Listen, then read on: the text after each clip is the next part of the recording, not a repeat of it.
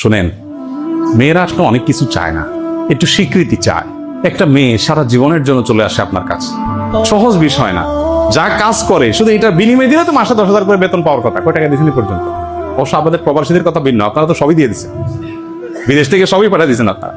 তো যাই হোক, স্ত্রীর ত্রুটি বিচ্যুতি ক্ষমা করে দেওয়া, এটা স্ত্রীর জন্য প্রযোজ্য। হার্ট হয়ে থাকবেন না, অনেক প্রবাসী আছে হার্ট হয়ে থাকে। আমি সৌদিতে যখন ছিলাম দাম্মামে, এক বাংলাদেশিকে দেখলাম। দিনদার পাত্রপাত্রীর সন্ধানে ভিজিট করুন orthicdin.com। তখন নেটে এত ইয়ে ছিল না, দেখি কার্ড কিনে আনছে দোকান থেকে, আয়না বসছে, বুড়া কতক্ষণ কথা কইলো, 10 রিয়ালে কার্ড ঢুকাইছে, কতক্ষণ পরে শেষ, দেশে কথা বলছে, আবার আরেকটা কিনে আনছে। তা আমি বললাম, ভাই ঝগড়ার ইনিংস ঘোষণা করেন, 10 রিয়ালের একটা কার্ড শেষ হয়ে গেছে, বলেন ঠিক আছে আমরা ইনিংস ঘোষণা করলাম, আজকের জন্য শেষ, এটা টেস্ট ম্যাচ, সেকেন্ড ইনিংস কালকে সেম টাইম।